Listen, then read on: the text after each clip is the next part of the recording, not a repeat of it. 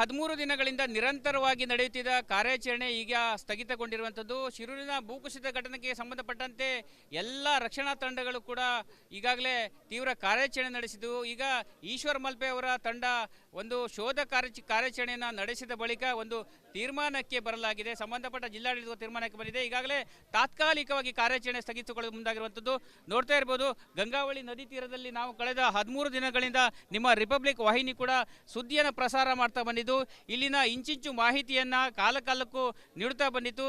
ಇದೀಗ ನಿನ್ನೆಯಿಂದ ಕೂಡ ಖ್ಯಾತ ಸಾಹಸಿಗರಾಗಿರುವಂಥ ಈಶ್ವರ್ ಮಲ್ಪೆ ತಂಡದವರು ಕೂಡ ನಿರಂತರವಾಗಿ ಗಂಗಾವಳಿ ನದಿಯಲ್ಲಿ ಶೋಧ ಮಾಡಿದರು ಮತ್ತು ಆರ್ಮಿಯವರು ನೀಡಿದಂಥ ಪಾಯಿಂಟ್ಗಳನ್ನು ಆಧರಿಸಿ ಆಳ ನದಿಗೆ ಇಳಿದು ಕಾರ್ಯಾಚರಣೆ ನಡೆಸಿದ್ದು. ಆದರೆ ಕಾರ್ಯಾಚರಣೆಯಾಗಿ ಕೆಲವೊಂದು ಆಲದ ಮರ, ಕೆಲವೊಂದು ಕಲ್ಲು ಬಂಡೆಗಳು ಕೂಡ ಅವರ ತಂಡಕ್ಕೆ ಸಿಗದೆ ಬಿಟ್ಟರೆ ಬೇರೇನೂ ಸಿಕ್ಕಿರಲಿಲ್ಲ. ನೋಡ್ತಾ ಇರ್ಬೋದು ಯಾವ ರೀತಿಯಾಗಿ ತಂಡದ ಸದಸ್ಯರು ಕೂಡ ತುಂಬ ಬೇಸರದಿಂದ ಇದ್ದಿರುವಂಥದ್ದು. ಈಗಾಗಲೇ ಸಾವಿರಾರು ಮೃತದೇಹಗಳನ್ನು ಎತ್ತು ತಂದಂಥ ಈ ತಂಡದ ಸದಸ್ಯರು ಕೂಡ ಈಗಾಗಲೇ ಗಂಗಾವಳಿಯಲ್ಲಿ ನದಿಯಲ್ಲಿ ಶೋಧ ಕಾರ್ಯಾಚರಣೆ ಬೇಕಾದ ತಮಗೇನಾದರೂ ಫಲಪ್ರದ ಆಗ್ಬೋದು ತಮ್ಮ ಕಾರ್ಯಾಚರಣೆ ಅಂದುಕೊಂಡಿದ್ದು. ಆದರೆ ಇವತ್ತು ಬೇಸರ ಆಗ್ತಿದೆ. ಯಾಕಂತ ಹೇಳಿದ್ರೆ ಸಾಕಷ್ಟು ಬಾರಿ ನಿನ್ನೆಯಿಂದ ಇವತ್ತಿನವರೆಗೂ ಕೂಡ ಆಳ ನದಿಯಲ್ಲಿ ಕೂಡ ಇಳಿದು ಕಾರ್ಯಾಚರಣೆ. ಇದಕ್ಕೆ ಸ್ಥಳೀಯ ಮೀನುಗಾರರು ನೋಡ್ತಾ ಇರ್ಬೋದು. ಇನ್ನೊಂದೆಡೆ ಸ್ಥಳೀಯ ಮೀನುಗಾರರ ಸಹಾಯದಿಂದ ದೊಡ್ಡ ಬಾರ್ಜ್ಗಳು ಬರದೇ ಇರುವ ಪಕ್ಷದಲ್ಲಿ ಸ್ಥಳೀಯ ಮೀನುಗಾರಿಕಾ ದೋಣಿಗಳು ಕೂಡ ಈ ನದಿಯಲ್ಲಿ ಶೋಧ ಮಾಡಿದರು. ಮೀನುಗಾರ ಯುವಕರು ಕೂಡ ಈ ಕಾರ್ಯಾಚರಣೆಯಲ್ಲಿ ತೊಡಗಿದ್ರು. ಆದರೆ ಯಾವುದೇ ರೀತಿಯಿಂದ ಕೂಡ ಕಾರ್ಯಾಚರಣೆಗೆ ಫಲ ಸಿಗಲಿಲ್ಲ. ಈಗಾಗಲೇ ಜುಲೈ 16ರಂದು ಸಂಭವಿಸಿದಂಥ ಘಟನೆಯಲ್ಲಿ ಇನ್ನು 3 ತೀವ್ರ ಶೋಧವನ್ನು ಕೂಡ ನಡೆದಿದೆ. ಎಲ್ಲ ರೀತಿಯ ಒಂದು ಕಾರ್ಯಾಚರಣೆಯನ್ನು ಮಾಡಲಾಗಿತ್ತು, ಶೋಧ ಕೂಡ ಮಾಡಲಾಗಿತ್ತು. ಆದರೆ ಕಾರ್ಯಾಚರಣೆ ಅಂದರೆ 3 ಒಂದು ಪತ್ತೆ ಕಾರ್ಯವನ್ನು ಮಾಡಲಿಕ್ಕೆ ಆಗಲಿಲ್ಲ. ಹೀಗಾಗಿ ಬೇಸರದಿಂದ ಎಲ್ಲರೂ ಕೂಡ ಈಗ ದಡಕ್ಕೆ ಬಂದಿದ್ದಾರೆ. ಜಿಲ್ಲಾಡಳಿತ ಇನ್ನು ಕೆಲವೇ ಕ್ಷಣಗಳಲ್ಲಿ ಒಂದು ತೀರ್ಮಾನಕ್ಕೆ ಬರುತ್ತೆ. ತಾತ್ಕಾಲಿಕವಾಗಿ ಕಾರ್ಯಾಚರಣೆ ಮುಗಿಸುವ ಒಂದು ನಿರ್ಧಾರವನ್ನು ಕೈಗೊಂಡಿರುವಂಥದ್ದು. ನಂತರ ಮುಂದಿನ ದಿನಗಳಲ್ಲಿ ನದಿಯ ನೀರು ಸಹಜ ಸ್ಥಿತಿಗೆ ಬಂದ ಮೇಲೆ ಈಶ್ವರ್ ಅವರ ತಂಡದ ಸಹಾಯ ಪಡೆದು ಮತ್ತೆ ಕಾರ್ಯಾಚರಣೆಯನ್ನು ಮಾಡುವ ಒಂದು ಆಲೋಚನೆ ಕೂಡ ಮಾಡಿರುವಂಥದ್ದು. ಕ್ಯಾಮ್ರಾ ಪರ್ಸನ್ ರಾಕೇಶ್ ಜೊತೆ ನಾನು ಶೇಷಗಿರಿ ಮುಂಡಳ್ಳಿ, ರಿಪಬ್ಲಿಕ್ ಕನ್ನಡ, ಕಾರವಾರ.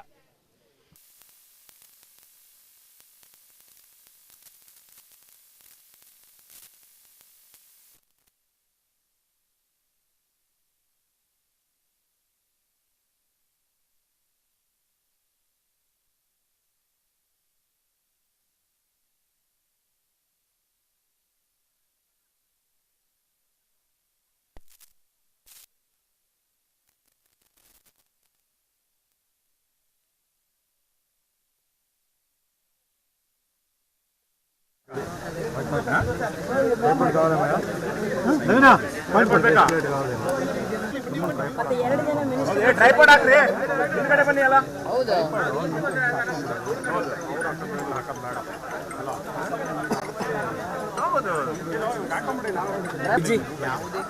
ಹೆಂಗ್ರಿ ಹೆಂಗ್ರಿ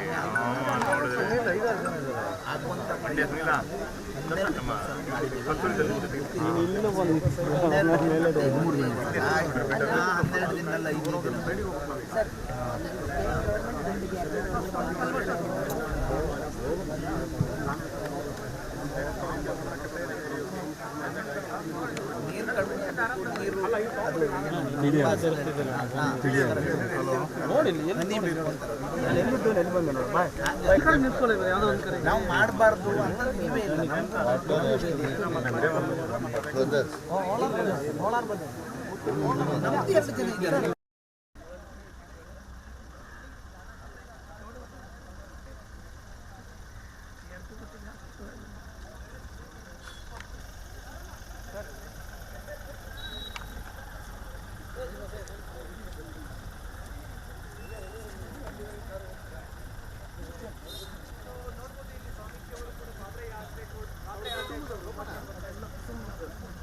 ಓಕೆ, ಪಾದಯಾತ್ರೆ ಮಾಡಿಕೊಂಡು ಬರ್ತಾ ಇದ್ದಾರೆ ಬ್ರಹ್ಮಶ್ರೀ ನಾರಾಯಣ ಗುರು ಸ್ವಾಮೀಜಿ. ಹಿಂದಕ್ಕೆ ಬರೋಣ, ಮೊಬೈಲ್ ಅವ್ರು ಹಿಂದಕ್ಕೆ ಬರೋಣ.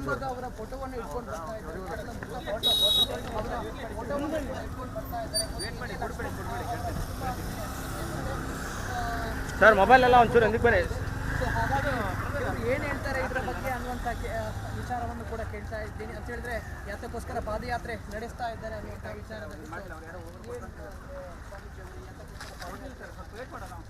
ದಿನವಾಗಿದೆ. ಗುಡ್ಡ ಕುಸಿದು ಬಿದ್ದು ಸುಮಾರು ನಮ್ಮ ನಾಮಧಾರಿ ಸಮುದಾಯದಿಂದ ಕೇರಳದ ಅರ್ಜುನ ಸೇರಿಕೊಂಡು 7 ಜನ ತೀರೋಗಿದ್ದಾರೆ. ಅದರಲ್ಲಿ ಜಗನ್ನಾಥ್ ಹಾಗೂ ಕೂಡ ಮೃತದೇಹ ಇದು ಕೂಡ ಸಿಗಲಿಲ್ಲ, ಪತ್ತೆ ಹಚ್ಚಕ್ಕಾಗಲಿಲ್ಲ. ಅದರ ಜೊತೆ ಸಣ್ಣಿಗೌಡ ಅಂತ ಹೇಳಿ ಆಲಮತ ಸಮಾಜದವರು ಇದ್ದಾರೆ. ಆದ್ರಿಂದ ಸರ್ಕಾರ ಕೂಡ ಒಂದು ಇವರಿಗೆ ಈ ಕಾರ್ಯಾಚರಣೆ ನಡೀತಾ ಇದೆ, ರೆಸ್ಕ್ಯೂ ಆಪರೇಷನ್ ನಡೀತಾ ಇದೆ.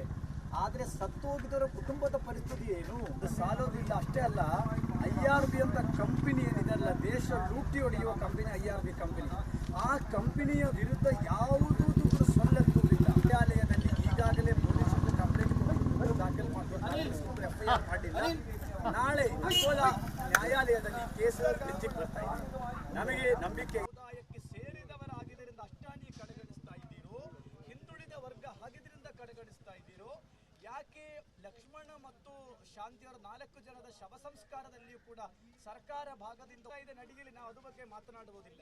ಆದರೆ ಈ ಭಾಗ ಈ ಕುಟುಂಬದ ಒಬ್ಬರಾದ್ರೂ ಆ ಕುಟುಂಬಕ್ಕೆ ಹೋಗಿ ಸಾಂತ್ವನ ಹೇಳಬೇಕಿತ್ತಲ್ಲ.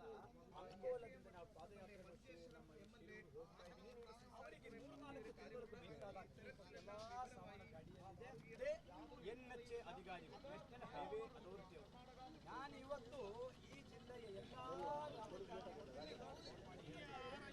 ಉತ್ತರ ಕನ್ನಡ ಜಿಲ್ಲೆಯ ಅಂಕೋಲದ ಶಿರೂರಿನ ಘಟನೆಗೆ ಸಂಬಂಧಪಟ್ಟಂತೆ ಈಗಾಗಲೇ ರಾಷ್ಟ್ರೀಯ ನಾಮದಾರಿ ಈಡಿಗ ಮಹಾಮಂಡಳಿಯಿಂದ ಪ್ರತಿಭಟನೆ ಕೂಡ ನಡೀತಾ ಇರುವಂಥದ್ದು ನೋಡ್ತಾ ಇರ್ಬೋದು. ಯಾವಾಗ ಜುಲೈ 16ರಂದು ಸಂಭವಿಸಿದ ದುರ್ಘಟನೆಯಲ್ಲಿ ಹಲವರು ಕೂಡ ತಮ್ಮ ಪ್ರಾಣವನ್ನು ಕಳೆದುಕೊಂಡರು. ಅದರಲ್ಲೂ ಬಹಳ ಪ್ರಮುಖವಾಗಿ ಶಿರೂರಿನ ಲಕ್ಷ್ಮಣ ಕುಟುಂಬ ಆಗಿರ್ಬೋದು ಅಥವಾ ಜಗನ್ನಾಥ್ ಅವರ ಪತ್ತೆ ಕೂಡ ಇಲ್ಲ. ಹೀಗಾಗಿ ಸಂಬಂಧಪಟ್ಟ ಸ್ವಾಮೀಜಿಗಳ ನೇತೃತ್ವದಲ್ಲಿ ಇವತ್ತು ಪಾದಯಾತ್ರೆ ಪ್ರತಿಭಟನೆ ಕೂಡ ನಡೀತಾ ಇದೆ.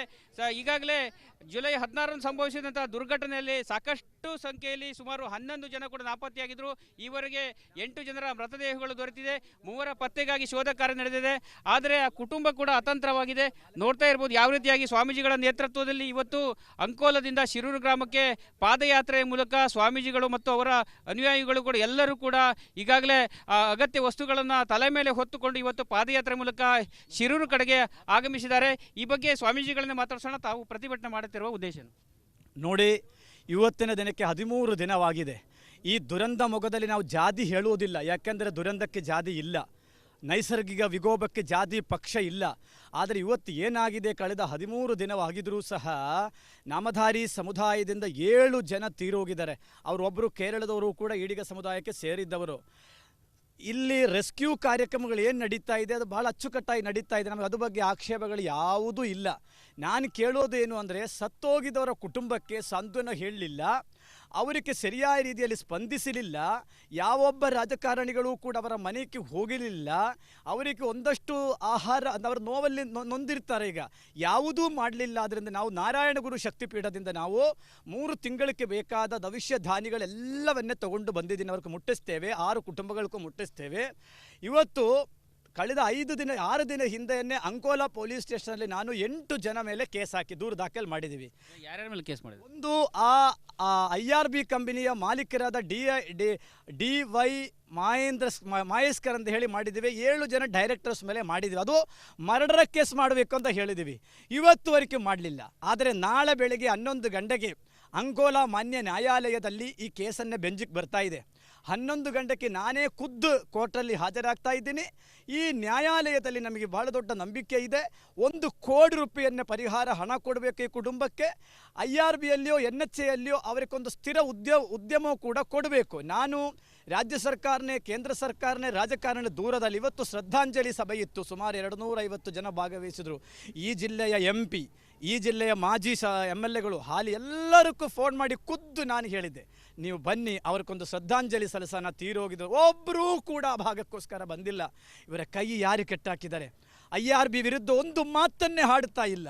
ನನಗೆ ಜೀವ ಬೆದರಿಕೆ ಕೂಡ ಇವತ್ತು ಫೋನ್ ಮುಖಾಂತರ ಆಗ್ತೇವೆ, ಕೇಸು ವಾಪಸ್ ತಗೋಬೇಕು ಅಂತ. ಯಾರು ಸ್ವಾಮೀಜಿಗಳೇ ಆಗ್ತಾ ಇರೋದು? ನಾನು ನೋಡ್ರಿ, ಸಮುದಾಯ ಇವತ್ತು ಹಿಂದುಳಿದ ಸಮುದಾಯ. ನಾವು ಈ ಹಿಂದುಳಿದ ಸಮುದಾಯದಿಂದ 7 ಜನ ತೀರೋದಾಗ ಅವರಿಗೆ ಸಾಂತ್ವನ ಹೇಳೋಕ್ಕೆ ನಿಮಗೆ ಸಾಧ್ಯ ಆಗಲಿಲ್ಲ ಅಂದರೆ ನಾವು ಹಂಗಂದ್ರೆ ಎಲ್ಲರೂ ನಾವು ಸಾಯ್ಬೇಕು. ಈ ಸಮಾಜ ಜೀವ ಬೆದರಿಕೆ ಯಾರಿಂದ ಬಂದಿದೆ? ಕಂಪನಿ ಕಡೆಯಿಂದ ಜೀವ ಬೆದರಿಕೆ ಇದೆ ಅಂತಕ್ಕಂಥದ್ದು. ಅವರ ಹಿಂಬಾಲರ ಕಡೆಯಿಂದ ಫೋನ್ ಹಚ್ಚಿ ಬೆದರಿಸುವ ಕೆಲಸವನ್ನು ಮಾಡುತ್ತಾ ಇದ್ದಾರೆ. ಯಾವ ಕಾರಣಕ್ಕೂ ಜೀವನ್ ಇಲ್ಲಿಯೇ ಹೋದರೂ ಕೂಡ ಆ ಕುಟುಂಬದ ಜೊತೆ, ಯಾಕಂದರೆ ಜಗನ್ನಾಥ ನಾಯಕಿಗೆ 3 ಹೆಣ್ಣುಮಕ್ಕಳು, ಆ ಒಬ್ಬನೇ ನಾಯಕವರ ಒಂದು ಪಗರದಿಂದ ಆ ಕುಟುಂಬ ಬದುಕ್ತಾ ಇದ್ದಾರೆ. ನೀವು ಬೇರೆ ಬೇರೆ ಏನೇನೋ ಮಾಡ್ತೀರಿ, ಯಾಕೆ ಆ ಕುಟುಂಬದಲ್ಲಿ ಸಾಂತ್ವನ ನೀವು ಹೇಳಕ್ಕೆ ಹೋಗೋದಿಲ್ಲ? ನೀವು ಇಲ್ಲಿ DC ಒಬ್ಬರೇ ಮೇಡಮ್ ಇದ್ದಾರೆ, ಶ್ರೀಮತಿ ಲಕ್ಷ್ಮೀಪ್ರಿಯ ಅವರೇ, ನೀವಾಗೆ ಒಂದು ತಾಯಂದಿರಾಗಿದ್ದೀರಿ. ಅದೇ ರೀತಿ ತಾಯಂದಿರು ಯಾರಕ್ಕೆ ಲೋಕೇಶ್ ನಾಯ್ಕ ಅಕ್ಕ ಇದೆ, ಅಮ್ಮ ಇದೆ. ಅದೇ ರೀತಿಯಲ್ಲಿ ಲಕ್ಷ್ಮಣ ನಾಯಕ್ಕೆ ತಾಯಿ ಇದೆ, ಎಲ್ಲರೂ ಇದೆ.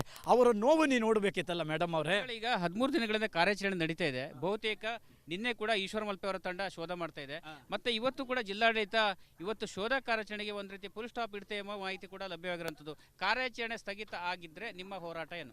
ನಾನು ಹೇಳೋದೇನು, ಪಾಪ ಪ್ರಕೃತಿಯ ಜೊತೆ ಹೋರಾಟ ಮಾಡೋಕ್ಕಾಗಲ್ಲ. ನೈಸರ್ಗಿಕ ವಿಕೋಪಗಳಿಂದ ಏನು ನಮ್ಮಲ್ಲಿ ಉಪಕರಣ ಇಲ್ಲ ಅಂದರೆ ಏನು ಮಾಡೋಕ್ಕಾಗಲ್ಲ. ನಾನು ಹೇಳೋದೇನು, ಇವತ್ತು ಸತ್ತೋಗಿರ್ತಕ್ಕಂಥ ಕುಟುಂಬಗಳನ್ನು ಏನು ಮಾಡಬೇಕಲ್ಲ, ರಕ್ಷಣೆ ಮಾಡಬೇಕಲ್ಲ, ಅವರಿಗೆ ಸಾಂತ್ವನ ಹೇಳಬೇಕಲ್ಲ, ಅವರ ಜೀವನ ಉಪಾಧಿ ನೋಡಬೇಕಲ್ಲಪ್ಪ. ಈ ನೈಸರ್ಗಿಕ ವಿಕೋಪಗಳು ಯಾವ ಜಾತಿ ಧರ್ಮ ನೋಡಲ್ಲ. ನನ್ನ ಪ್ರಶ್ನೆ ಇಲ್ಲಿ, ಯಾಕೆ ನೀವು ಅವರ ಮನೆಗಳಿಗೆ ಹೋಗಿ ಅವರಿಗೆ 5 ಲಕ್ಷ ರೂಪಾಯಿ ಒಂದು ಜೀವನ ಬೆಲೆ 5 ಲಕ್ಷನ ರಾಜ್ಯ ಸರ್ಕಾರ 25 ಲಕ್ಷ ಘೋಷಣೆ ಮಾಡಬೇಕು? ಅಷ್ಟೇ ಅಲ್ಲ, IRB ವಿರುದ್ಧ ರಾಜ್ಯ ಸರ್ಕಾರ ಕೇಸ್ ಮಾಡಬೇಕಲ್ಲ, ರಾಜ್ಯ ಸರ್ಕಾರ ಮಾಡಬೇಕಲ್ಲ.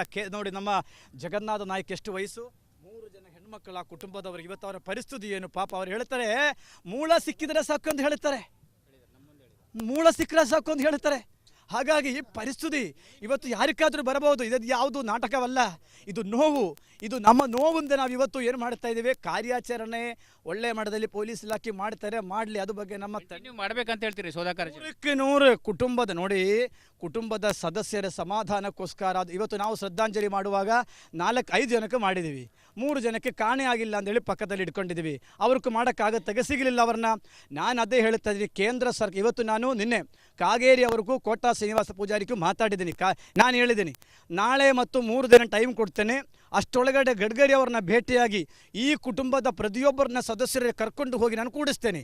ಒಂದು ವೇಳೆ ನೀವು ಅದಕ್ಕೆ ಅವಕಾಶ ಮಾಡಿ ಕೊಡಲಿಲ್ಲ ಅಂತಂದರೆ NHA ಆಫೀಸ್ ಡೆಲ್ಲಿ, IRBದ ಕಂಪನಿದ ಆಫೀಸ್ ಡೆಲ್ಲಿ, ಏಕಕಾಲಕವಾಗಿ ಉತ್ತರ ಕನ್ನಡ ಜಿಲ್ಲೆಯ ಎಲ್ಲ ಅದರಲ್ಲಿ ಸದಸ್ಯರದ ಒಬ್ಬರು ಬಿಟ್ಟು, ಆ MLAರನ್ನೇ ಒಬ್ಬರು ಬಿಟ್ಟು ಉಳಿದ ಎಲ್ಲರ ಮನೆ ಮುಂದೆ ಕೂಡ ಏಕಕಾಲಕ್ಕೆ ಪ್ರತಿಭಟನೆ ಮಾಡ್ತೀವಿ ಅಂತಕ್ಕಂಥದ್ದು ನಮ್ಮ ಕರೆ ಇದೆ. ಕೇವಲ ಸ್ವಾಮೀಜಿಗಳು ಮಾತ್ರ ಅಲ್ಲ, ಸಮುದಾಯದ ನಾಗರಿಕರು, ಮುಖಂಡರು ಎಲ್ಲರೂ ಕೂಡ ಭಾಗವಹಿಸಿದ್ದಾರೆ. ಈ ಮುಖಂಡರಿಗೆ ಸಂಬಂಧಪಟ್ಟದ್ದು ಏನು ಹೇಳಿ? ಈ ಘಟನೆಯಲ್ಲಿ ಏನು ಶಿರೂರು ಗುಡ್ಡ ಕುಸ್ತಿ ಏನು ಆನಂದ ಸ್ವಾಮೀಜಿ ಏನು ಹೋರಾಟ ಮಾಡ್ತಾ ಇದ್ದಾರೆ, ಆ ಹೋರಾಟಕ್ಕೆ ಸಂಪೂರ್ಣ ನಮ್ಮದು ಬೆಂಬಲ ಇದೆ. ಸರ್ಕಾರ 25 ಲಕ್ಷ ಪರಿಹಾರ ಕೊಡಬೇಕು. ಮತ್ತು ಕೇಂದ್ರ ಸರ್ಕಾರದಿಂದ ಏನು IRB ಕಂಪನಿ ಇದೆ, ಅವೈಜ್ಞಾನಿಕ ಕಾಮಗಾರಿ ಏನು ಮಾಡಿದೆ, ತಕ್ಷಣ ಅವ್ರ ಮೇಲೆ FIR ಅನ್ನು ದಾಖಲು ಮಾಡಿ ಅವರನ್ನು ಬಂಧಿಸಬೇಕು ಅಂತೇಳಿ ನಾವು ಕೂಡ ಸಮಾಜದ ಪರವಾಗಿ ಆಗ್ರಹಿಸ್ತೀವಿ. ಒಟ್ಟಿನಲ್ಲಿ ಈ ದುರಂತದಲ್ಲಿ ಒಂದೇ ಸಮುದಾಯದ 7 ಜನರು ಮೃತಪಟ್ಟಿದ್ದಾರೆ. ಹೀಗಾಗಿ ಅವರ ಕುಟುಂಬಕ್ಕೆ ಸರ್ಕಾರ ಹೆಚ್ಚಿನ ಪರಿಹಾರ ನೀಡಬೇಕು ಮತ್ತು ಶೋಧ ಕಾರ್ಯಾಚರಣೆಯನ್ನು ಮುಂದುವರಿಸಬೇಕೆಂಬ ಅಭಿಪ್ರಾಯನ ವ್ಯಕ್ತಪಡಿಸ್ತಾ ಇರುವಂಥದ್ದು. ಕ್ಯಾಮ್ರಾ ಪರ್ಸನ್ ರಾಕೇಶ್ ಜೊತೆ ನಾನು ಶೇಷಗಿರಿ ಮುಂಡಳ್ಳಿ, ರಿಪಬ್ಲಿಕ್ ಕನ್ನಡ, ಕಾರವಾರ.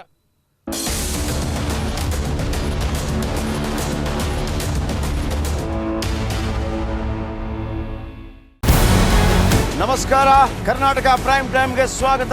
ನಾನು ಜಯಪ್ರಕಾಶ್ ಶೆಟ್ಟಿ. ಇಡೀ ಕರ್ನಾಡು ಇವತ್ತು ರೆಬೆಲ್ ಆಗಿ ನಿಂತಿದೆ. ಈ ಹಗರಣಗಳನ್ನು ಸದನದಲ್ಲಿ ಪ್ರಸ್ತಾಪ ಮಾಡಲು ಕೂಡ ಕಾಂಗ್ರೆಸ್ ಹಿಂದೇಟು ಹಾಕಿದ್ದೇಕೆ? ನಿಮ್ಗೆ ಸಂಬಳ ಅದಕ್ಕೆ, ನಿಮಗೆ ವಾಹನ ಅದಕ್ಕೆ, ನಿಮಗೆ ವೆಪನ್ ಅದಕ್ಕೆ, ನೀವು ಅದನ್ನು ಸೆರೆ ಹಿಡಿಬೇಕಾಗಿತ್ತು. ನೀವು ವಿದ್ಯುತ್ ಬರ ಇದೆ ಅಂತ ಹೇಳ್ತಾ ಇದ್ದೀರಿ, ಎಲ್ಲಿ ಬರ ಇದೆ ನೀವು ಹೇಳಬೇಕು. ಪಾಕಿಸ್ತಾನ್ ಆಕ್ಯುಪೈಡ್ ಕಾಶ್ಮೀರ್ ಅದು ಎಂದೆಂದಿಗೂ ನಮ್ಮದು. 40 ಮೆಷಿನ್ಗಳು ತಂದಿತ್ತು ನೋಟ್ ಎಣಿಸುವುದಕ್ಕೆ, ಅದೇ ಹಾಳಾಯಿತು. ಮಥುರಾದ ಗಲಾಟೆ ಇದೆಯಲ್ಲ, ಅದು ಸ್ಥಳೀಯವಾಗಿ ಕೂತು ಪರಿಹರಿಸಬಹುದಾದಂಥ ಕಾನೂನಿದೆ. ಗ್ಯಾರಂಟಿ ಯೋಜನೆಯಿಂದ ನಷ್ಟ ಆಗಿದೆ, ಲಾಭ ಆಗಿದೆ, ದಯವಿಟ್ಟು ಹೇಳಿ. Dawood Ibrahim most wanted criminal ಯಾವಾಗಾದ ಅಂದರೆ ಇಲ್ಲಿ ತನಕ ಭಾರತ ದೇಶದಲ್ಲಿ ಓರ್ವ ದಲಿತ ಪ್ರಧಾನಿಯಾದಂಥ ಇತಿಹಾಸವೇ ಇಲ್ಲ. ರಿಪಬ್ಲಿಕ್ ವರ್ಲ್ಡ್ ಆಪ್ ಇದು ಕೇವಲ ಅಪ್ಲಿಕೇಶನ್ ಅಲ್ಲ, ಸಮಗ್ರ ಸುದ್ದಿಗಳ ಸಂಪರ್ಕ ಮಾರ್ಗಕ್ಕೆ ಕ್ರಾಂತಿಕಾರಿ ಬದಲಾವಣೆ.